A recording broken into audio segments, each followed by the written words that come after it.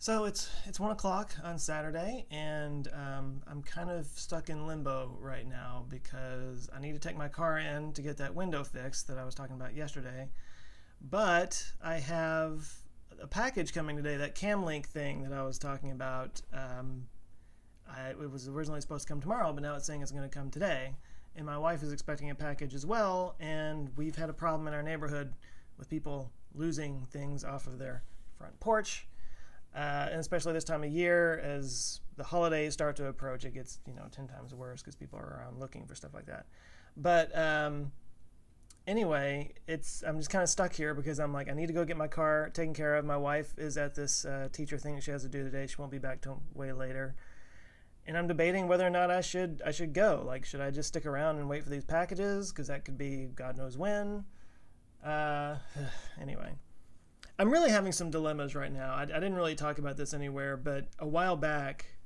So the deal is with my car, it's a 12-year-old car. It's a 2005 Volkswagen Jetta diesel, which I bought it for the specific purpose of driving it until it just couldn't drive anymore. Diesel engines go forever.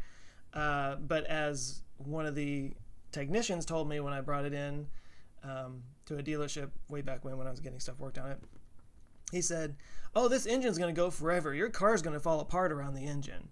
And the joke is that I thought he meant that, the engine's going to last a long time, which is true, but what he seems to have actually meant was that the car will fall apart around the engine, which it is now doing. Things like my window. It's like there's just always some little thing going on. And what happened, when was this? A couple months ago?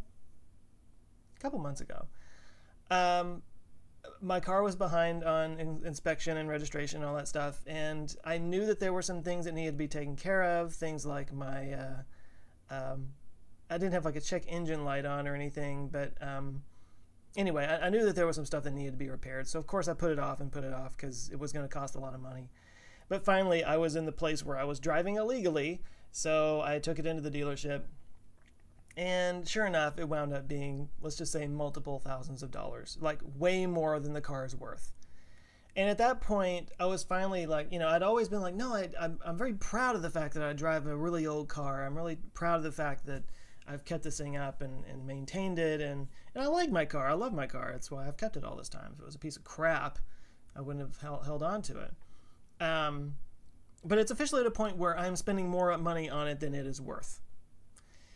So I really started debating maybe it would make more sense to just get a new car, because I wasn't going to be able to just straight up pay for the amount of repairs that needed to be done. I was going to have to finance it anyway, so I'm looking at basically having a car payment now after not having one for a good long, 7-8 years now. I haven't had a car payment, which is great. And now I have to repair my car, and I would have to finance that repair, and I would have to be paying on that repair. So maybe I should just get a new car if I'm going to be paying for that. Well, the problem is, as many of you know, I put a reservation down on a Tesla Model 3, which God knows when those are going to come out. They're experiencing delays, as we all expected. I expected that. I expected it probably wouldn't be till around my birthday in March before I got mine. And it's actually looking like it's going to be even longer now, but that's changed just in the last couple of months. I didn't know this at the time. But anyway, I had this big debate in my head. Do I go ahead and get a new car since I'm going to be paying money for it anyway? Or should I just get my car repaired and hold out for the Model 3 whenever the hell that happens?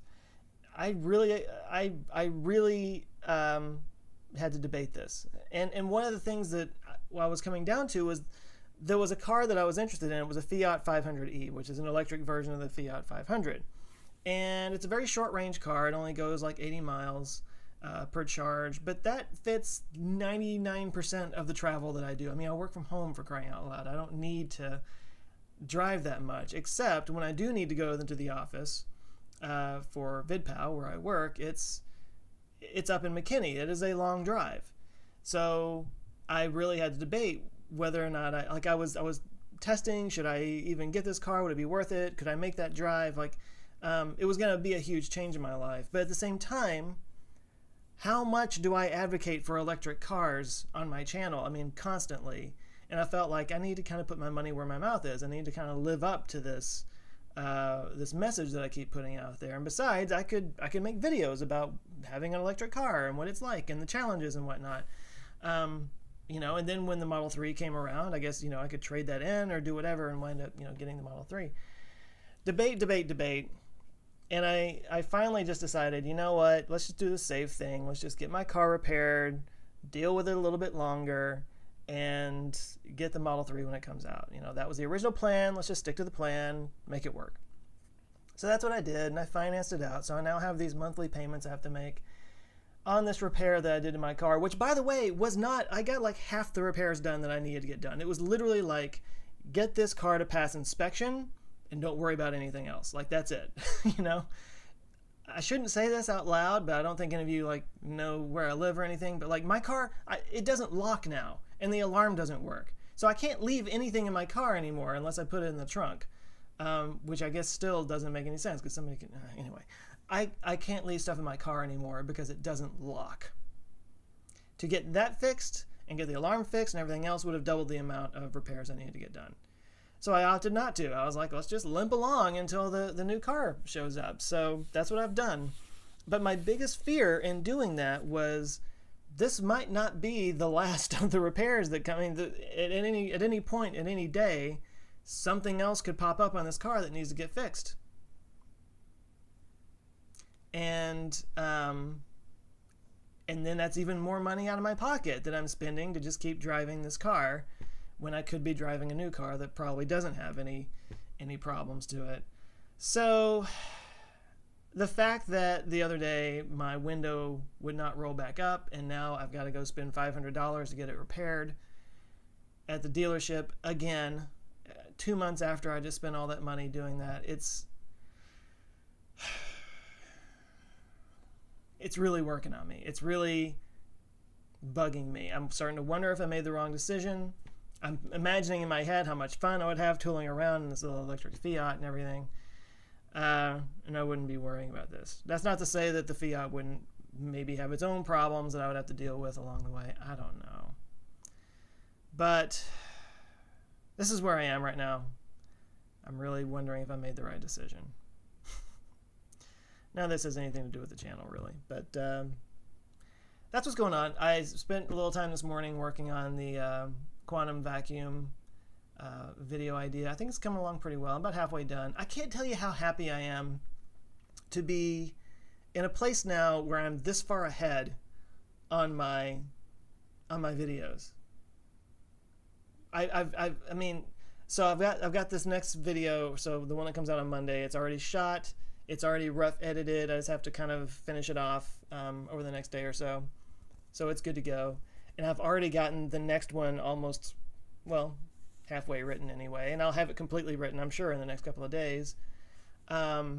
This is a whole new level of preparedness for me. This is a whole new level of professionalism for me to be doing that on this channel. And I'm really, it feels good. That feels good. I feel like I've got a handle on things. I feel like I'm getting ahead of stuff. I released yesterday, I released a Joe's Secret vlog, which I never really made public before. It was always just a Patreon thing, and I've been really bad about doing it on Patreon. And one of the reasons why, to be honest, was because they weren't getting any views.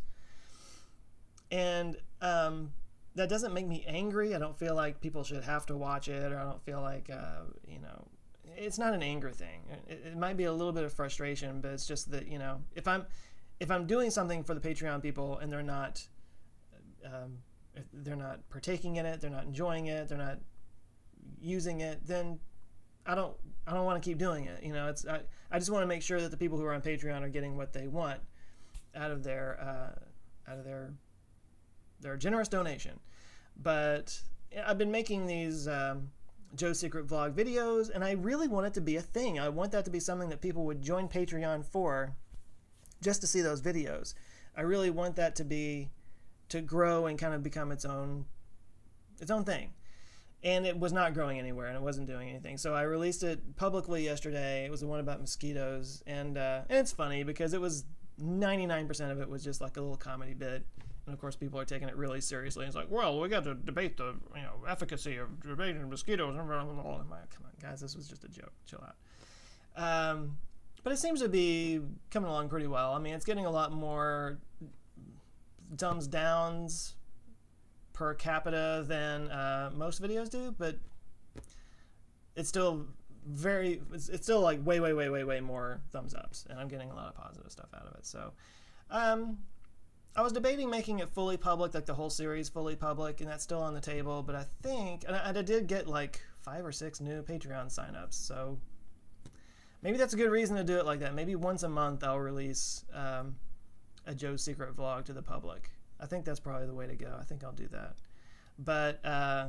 But me, where I was going there was me being able to sit down and work every morning on scripts means that I can also have time to work on secret vlog scripts, which are very less scripted, but they're still, outlined and scripted and stuff.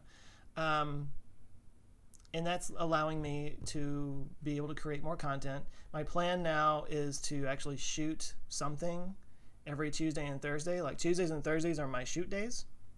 So I got to take a shower and shave and stuff.